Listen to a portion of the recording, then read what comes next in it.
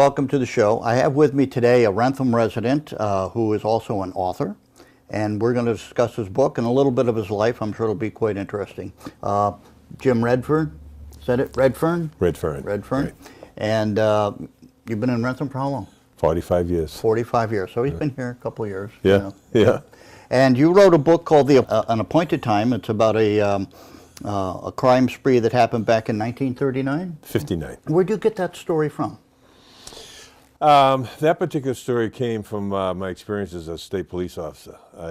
When I was in the academy, they used to have a display window that we used to pass by, seemed like a couple of times a day. And there was a photograph in there that caught my attention. And the photograph was taken of 4 troopers escorting a gentleman that had been placed under arrest. And I thought it was very interesting as far as the expressions on their faces and how they were dressed and whatnot. That drew my attention to the photograph. And what I learned later was that it was an iconic photograph taken of one of the more important events in state police history, and it was the 3-day manhunt in the woods and the swamps of Middleborough for 2 violent fugitives who were brothers, John and William Coyle, and the man that they had in custody was John Coyle.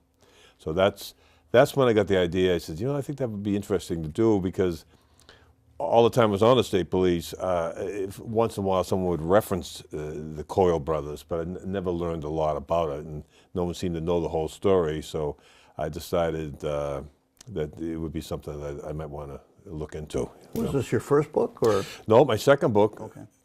It's down here. I don't know if you want to get it up. Yeah. Is the Rising at Roxbury Crossing, okay. Which is basically an Irish saga about the Boston police strike of 1919, which resulted in riots and so forth. Very, very interesting history. So you went into The Appointed Time with some writing history behind you. Yes. So you had to research the thing now. Yes. How'd you go about that? A couple of ways. Obviously, a lot of library, newspaper searches, and so forth. And then also, I filed a public records request of the state police and obtained a report and a shortened interview, which were very helpful. Yeah. So. It was an interesting case. I mean, it was interesting reading it. The thing I found real interesting is they resolved this whole case back then without any of the modern technologies. Right. And today we say somebody has something, you just pick up a cell phone and you can. Everybody's watching for them. Right. Back then you didn't have that. No. It was a much more complex process. Right. Yeah. And this area was a real rural area, and it's actually hasn't changed a heck of a lot since back then. Mm-hmm. A lot of cranberry bogs and whatnot, a lot of farming.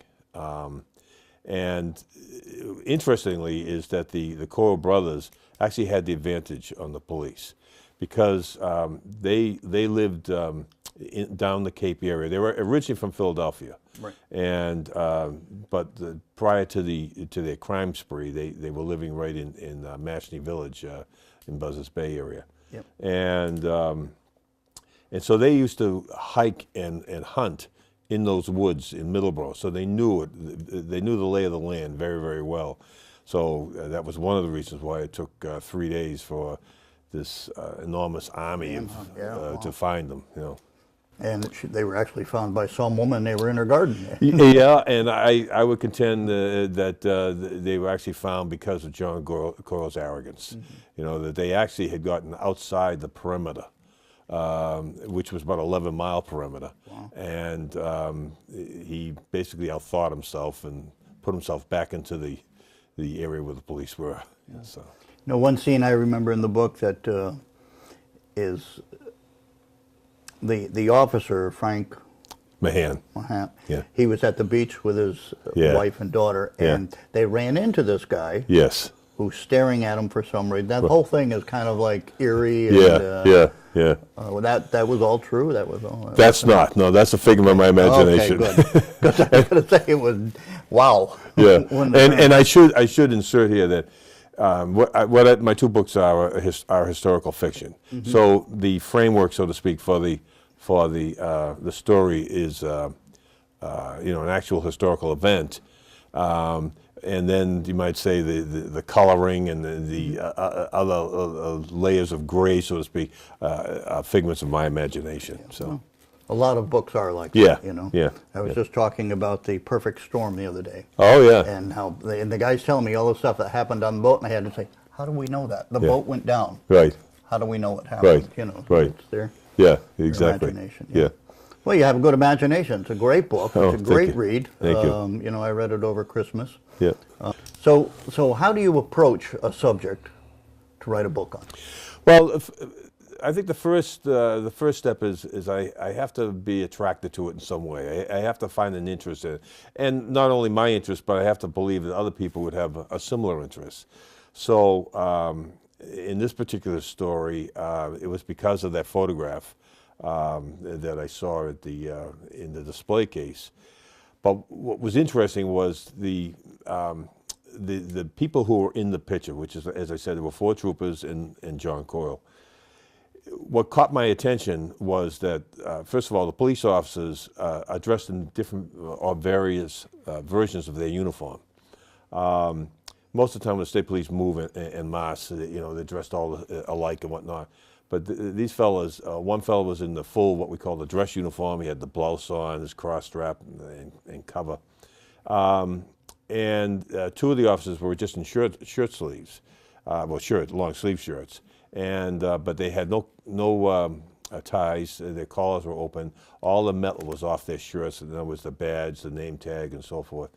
And the 4th officer was dressed in a raincoat, and it was obvious from looking at his collar that he also had his tie off. And so that right away that told me 2 things. One was there was an expediency or an urgency to whatever took place. The other thing was that there was a division of labor, so to speak, amongst the 4 of them. Like they all had different jobs. The thing that caught my attention with them mostly was, though, the expressions on their faces. They had this expression as if they were mentally and physically exhausted, but with kind of a grim resolve, if you will, on the 4 of them. But the more interesting thing of all was the young man that they had a hold of. He was a smaller man. And the first thing I noticed is he's dressed in a state police raincoat, and that's all. They had stripped him down. Mm-hmm. So that tells me this guy really had a bit of problem. So the other thing was the expression on his face. You would expect that now he's got 4 big burly troopers, got him by the arm. They just took him out of the woods, stripped him down, and that he would have some expression of concern or fear or whatnot. Not so. He had the slight crimp of a smile right in the corner of his mouth, and he had this air of kind of smugness, like guess who's the last man standing. So that's what attracted me to the photograph and the story, and that I had to know more about what went on that day, and so my research is what brought that all to light.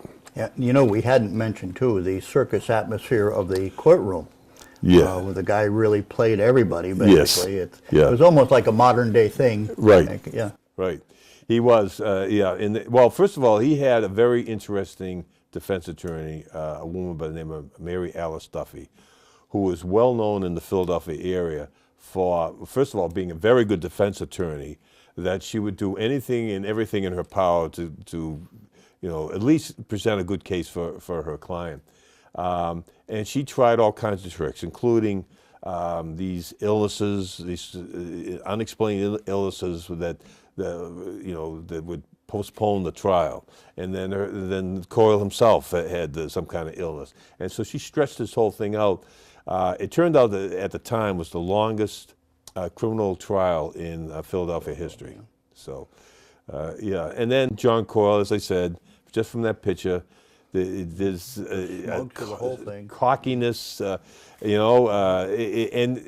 actually when that photograph was taken of him with the 4 troopers, that was right after a firefight, basically, with a number of state police officers, and they had the chance to surrender, and they decided they would take a stand.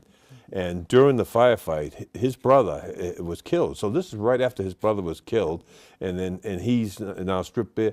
And you think that would at least get his attention, Yeah, but it didn't. Through the book, you write about how much he cared about his brother. Yes. They were so close. He cared about him, and then he's killed, and he doesn't seem to care. Right. Shut it off. Yeah. I think eventually it does catch up to him when he's in prison, when he has time to think about it and whatnot. He ended up in a hospital for the criminally insane. Yes, but he ended up being, again, I think it was a little bit of an act he was playing, because after a period of time when they had conducted medical examination on him, he ended up being sent back to prison, and that's where he died, in prison. Oh. So, yeah, so. Boy, what a story to step into, and there's hundreds of them out there. There are. I just thought that was unique. I think the other thing that was unique about that story is the time period when it took place. That's what I thought too, yeah. You talk about the 1950s, much different society then as compared to today. You painted a good picture of how the police had to live at the police station for several weeks, and what a hardship that was on the family, and the stresses back and forth. Yeah, it was. It was a very difficult life for all concerned. Not only the police officers, but their families, their children. They would work on 8 and 2 schedule, 8 days on, 2 days off. But the thing that the book doesn't expose or explain is that many of these officers were not stationed close to their homes. So, from a new trooper, if he came from the metropolitan area, he would be shipped out to the Berkshires. Yep. So, and they didn't have a cars at their disposal, so they would spend half of their first day off riding buses, Greyhound or whatever, from, say, the Berkshires to wherever they lived. And then they would have a day and a half with their families before they would pack it up and head back and start the cycle all over. The roadways weren't like they are today. No. There were no highways. No. No. So it was difficult on their wives. It was difficult, I'm sure, on the kids. And when you think about it, probably the majority of their time, the majority of their life was in this quasi-military environment of the barracks. I think you showed that well. The cops, when they were on duty, they had to be in a certain frame of mind. Right. They would get home and they'd still be in that frame of mind. Exactly. And they'd have to sort of ratchet that back. Right. And I got the impression that sometimes they never were able to. The whole weekend was spent in that. Exactly. Yeah. And I think he even Frank alludes to that in the story, how he lives 2 different lives. That's right. And yet I think another thing that brought out in the story that's interesting, especially as applied to today's time, was this story and my first novel both took place at the time on the cusp of great social change. So in 1959, you're talking about just before the 60s and the 70s, right. Great social change. And in one of the scenes where Frank and his wife finally they're celebrating their 10th anniversary, able to go out to dinner, and that's when she presents this proposal that she wants a life. Yeah. I want the job. The job, yeah, right? Yeah. Exactly. And that wasn't really. I won't say it wasn't unheard of, but it wasn't as common, obviously, as it is today. Yeah. You could tell that Frank was a little taken aback there. What do you mean, my wife working? Exactly. Yeah. And it's odd enough that she had to ask his permission. Exactly. Exactly. I mean, of course, they were in a different situation, I should say. Where he was away so much, and obviously there must have been a concern that if you're working, well, what about the kids? Who's taking care of the kids? And I thought she had an answer for him. She did. Well, she was well prepared. Yeah, she was well prepared. Yeah.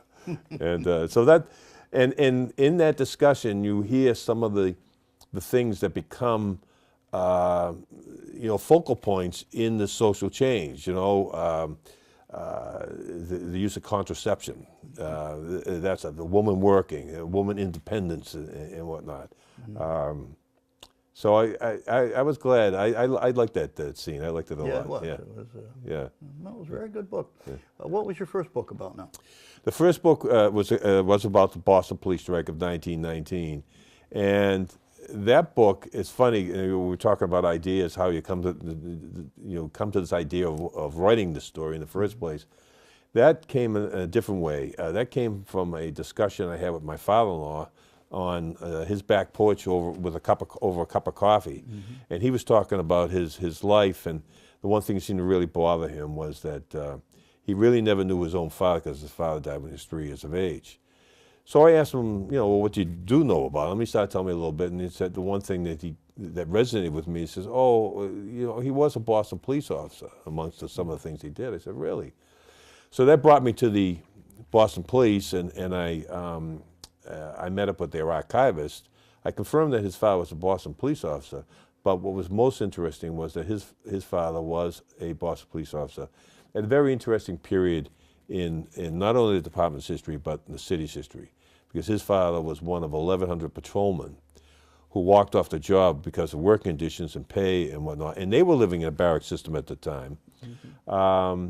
And by the way, there was not many more than 1,100 patrolmen, and that they were subsequently fired and never to return to their job. So I thought that was really interesting, and so I began my research on that. And what I discovered while I was researching just the strike, basically, was that this really was an Irish story, because it was part of a larger story, and the larger story was that this was part of a political struggle between the older families, the older English families, the Brahmins, if you will, and the newly arrived Irish immigrant neighborhoods. And what I also discovered was at the very same time as this was going on, there was another critical event taking place in Ireland, that is the Anglo-Irish War of Independence, otherwise known as the Irish Rebellion. And the reason why that is somehow rather involved or associated in some way with Boston and the police strike is that the Irish neighborhoods in the major cities of the country supported the rebels in Ireland. And as a matter of fact, one of the main characters in that Irish rebellion was a man by the name of Eamon de Valera, who escaped from an English prison and came and stayed in Boston and spoke. And I have a photograph in my book of him speaking at Fenway Park in front of probably the biggest crowd that was ever at Fenway Park. Wow. It not only was in the bleachers and all the seats and everything, but it was all over the infield and outfield also. So that's when I discovered that this isn't just a labor issue, this is a bigger issue, and this really is an Irish story. So what I did is I decided I'm going to stop my story in Ireland. So I did. I wrote a prologue, which occurs 10 years prior to the events of the story. And in that prologue, in that scene, our main character, who's only 15 years of age at the time, is involved with an incident that requires him to leave the country. He comes to Boston, and now in chapter 1, when our story opens up, he is now 25 years of age, and he's now a Boston patrolman. So both stories kind of run parallel with one another, and you see them from his point of view until they merge at the police strike, and then they carry through to the end. Yeah, so that's interesting. Yeah. And that's true. My father-in-law's father came from Ireland, and he kind of had to leave. The family doesn't know the story, but he had to leave. Yeah. And they come to America. Yeah, You know? there's a lot of those stories. Yeah. Actually, some of that I based on my grandfather's story.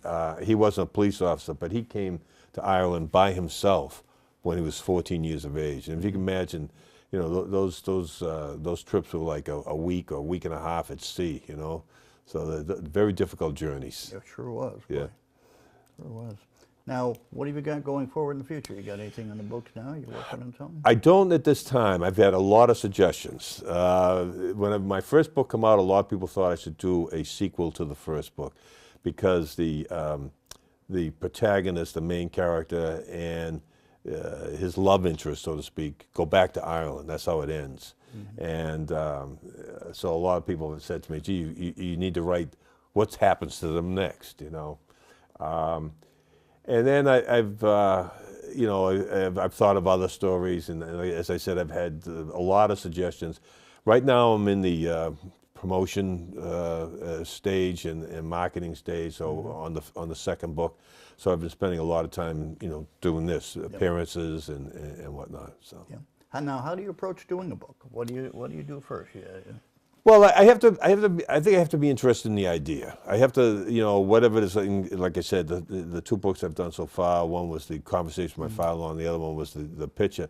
It has to be something that resonates with me. And then also has to be a story, I think, that hasn't been told before. And and in the case of the Boston police strike, it really hadn't been told fully, I don't think, until the time I wrote this. And I had to give myself a little plug. That book, by the way, has been adopted by education. It's been used in 2 college courses, labor courses. It's in a number of college libraries. It's part of a collection held at University of Massachusetts in Boston on the historical event of the Boston police strike. So it has kind of a dual purpose, you know.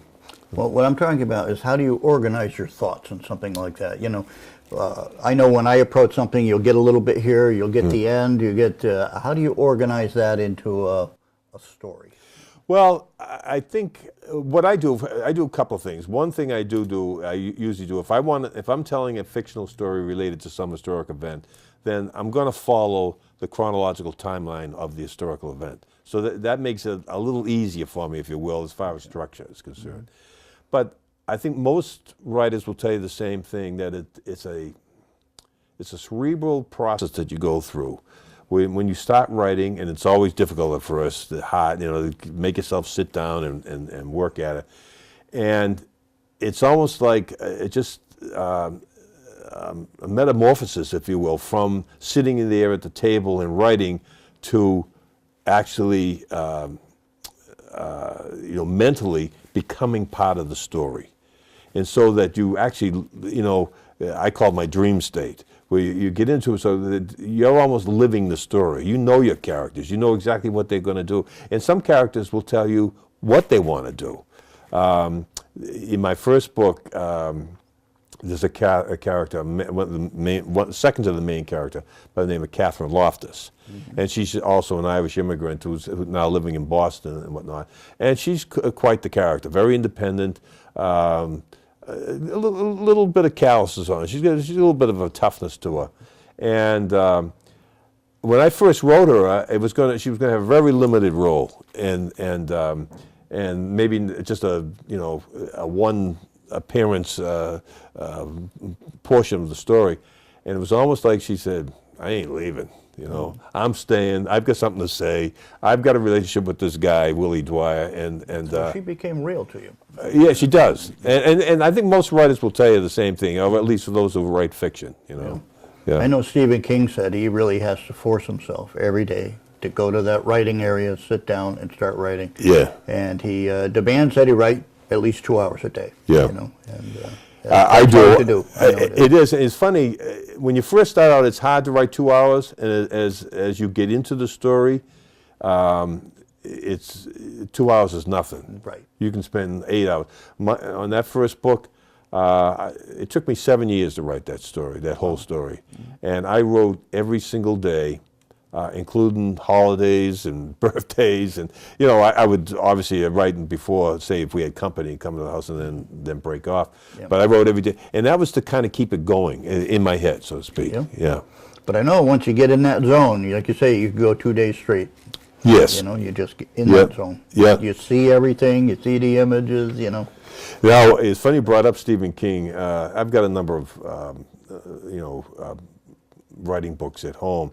And one of the best ones I ever read, and I still have, it's a small book called Why I Write by Stephen King. And I'm not a big Stephen King fan. I mean, I think he's an excellent writer. It's just the subject doesn't do much for me, But he wrote a really good book there. I mean, for people who want to write, it's like the Bible. I think it's something you need to look at, And it's very. And he runs his instructions, so to speak, through his own life, things that happen in his life, and I really found it interesting. It was really good. Yeah. Very good. So you haven't picked your next subject yet? I haven't, not yet. I'm actually debating. Now, both my books have been, related to the law enforcement, criminal justice field. Yep. I haven't made up my mind, but I'm almost thinking of doing something entirely different. Entirely different, yeah. Something completely. I see people fall into patterns. A regular author that I interview all the time is Michael Togus. Oh yeah, I've heard and that. He gets in. He did things on the King Philip's War and other things, but he got into that. What is it? boating accidents, and Oh, yeah. and that's where he is now. He Yeah. does one after the other, just on accidents at sea, and Right. he's comfortable with it. Right. And he knows the people, and so there's Well, nothing wrong with that. I think it's like I say, I think it's a kind of a multiple step process. I mean, you have to be attracted to the subject in the first place, and then you got to, find out, is it interesting to me? All right, that's step number one. But step number two, is it going to be interested to someone else? Someone knows nothing about the subject matter and nothing about me, and just wants to pick it up and read a story. So I think I found that I kind of, part of the process, think of my audience and who is my audience. That's important as a writer. You got to know who your audience is. Yep. So There's always an audience, though. yes, Any subject you got, there's an audience. Yeah, exactly. But sometimes the difficult process is finding who that audience is and how do I get my story to them. So Yeah, I know. So. Well, very good luck. You did a good job on that book. Thank you. I want to recommend it to anybody in Wrentham. Grab the book, pick it up, read it. It's a good, and one thing I didn't mention that I wanted to mention to you, I love how you set it in Massachusetts. Yeah. There's a part in Philadelphia. Sure. But you mentioned streets, and you mentioned, Lake Revere, you mentioned this and that. Yeah. And if you're from Massachusetts, you'll just love seeing the streets and the names and the towns. You Yeah. mentioned, what is it, Cedar Junction, it wasn't called that. Walpole. Yeah, Walpole. Yeah, Walpole, There was yeah. a riot there that you Right. talked about. Yep. And so it's interesting, you're reading a little bit of Massachusetts history there. You are, and especially it's not that far from this area. I mean, there's scenes in Fairhaven Mashpee and Mashney and Buzzards yeah, Bay and yeah. Middleborough, and that's right down the street. Exactly. So, yeah. So that was neat to see too. Yeah. So I recommend it to everybody. This is James Redfearn, right? Redfearn, I keep wanting yeah. to say it wrong. Yeah. Pick up the book. Thanks for being with us. We'll see you again, I guess.